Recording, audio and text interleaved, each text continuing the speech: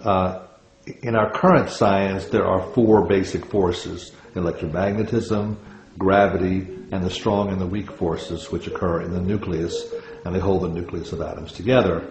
And in our physics research, we've been learning how to unify these forces to some extent, and there's now a standard model that has a way of putting together three of them to some extent. But in current physics, there's an attitude that this pretty much explains everything you need to know in the universe.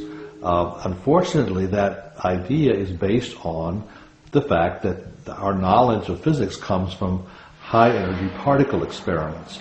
Scientists take elementary particles and bang them together at high speed, and they watch what happens, and they say, well, that's the universe, okay? That's what we have to explain. And our current model does a pretty good job of explaining that. What they've overlooked are a lot of other phenomena that they don't tend to study. And if you take the example I mentioned of ESP or psychic connections, that's one area which says that there are forces and ways of interacting that can't be explained by that four-force model. When scientists measure the capabilities of subtle energy or the psychic force, it outperforms all of the other forces. Today, we store and transmit information through radio and television waves. This kind of information is likened to human consciousness, but it doesn't possess all of its qualities. Consciousness is still unique and more powerful. Radio waves and microwaves are used to broadcast voices and television pictures at the speed of light. The problem is these electromagnetic signals get weaker over distance and can distort or collapse when trying to move through solid barriers such as walls, metal, or even mountains. After conducting hundreds of tests, scientists have discovered that subtle energy, the psychic force, is capable of penetrating any dimension, barrier, or distance with no loss in signal quality, even through vast distances in space.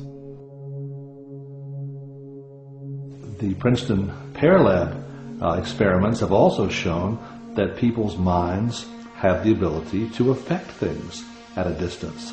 They take a device called a random event generator, which makes a sequence of random ones and zeros or yeses and nos based on a quantum circuit. What they have shown is that the mind can affect how that object behaves, what the stream of ones and zeros looks like. And it does not depend how far away you are from the person influencing the experiment. Even thousands of miles away, a person is able to affect the results just as well. So we have an ability to exert a force on distant objects that does not fall into any of the known category of forces.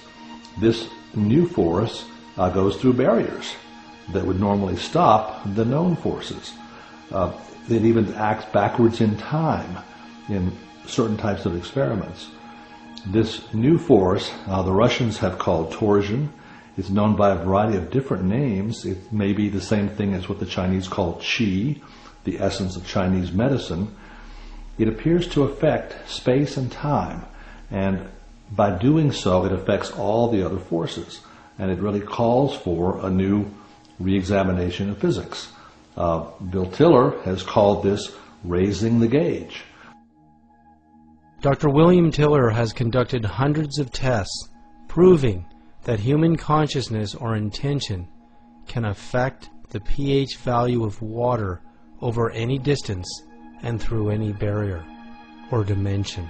Let's start with the unstated assumption that's been existing in science for 400 years, since the days of Descartes, and that is that no human qualities of consciousness, intention, emotion, mind, or spirit can significantly influence a well-designed target experiment in physical reality.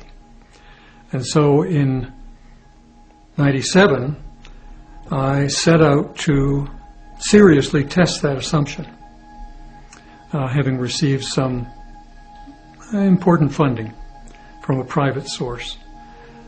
And so the idea was to design 4 target experiments, set them up with all the kinds of controls you would have in any normal orthodox science experiment, and to then introduce consciousness into the experimental medium. The 4 experiments were the intention was to increase the pH of water by 1 full pH unit with no chemical additions. And the water was in equilibrium with air. The second target experiment was to decrease the pH of the same water by 1 pH unit with no chemical additions, and again in equilibrium with air. And in both cases, the accuracy of the measurement instruments were plus or minus 0.01 pH units. So we were asking for a signature which was the order of 100 times the noise. First, Dr. Tiller did experiments applying direct human intention to water and got positive results. He then was able to capture a human intention as if in a computer hard drive and a bioelectrical intention host device with the instructions to raise or lower a pH value in water. Regardless of distance, repeatedly, the intention was able to affect the pH value in water. Within 3 weeks, the pH had gone up 1 pH unit. And then 3 months later, the Milan folks weighed in, and we said the same thing to them. To be part of the experiment, we wanted them to just measure background. And we used it as a control site for, again, the 3 active sites. And within 1 week, the pH went up 1.7 pH units. And we looked at our data. We found in one of the control sites in Missouri, it was underground, and there the pH had gone up 1.7 pH units. So what we gathered, not only was there information entanglement over as much as 6,000 miles, but that if the measurement site was below ground, the pH went up more than 1 pH unit.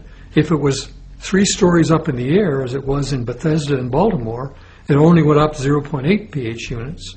But if it was at ground level, it went up 1 pH unit, which was the level where we first made the imprint intention into the devices.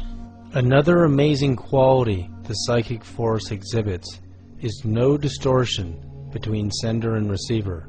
That means the lines of communication remain private.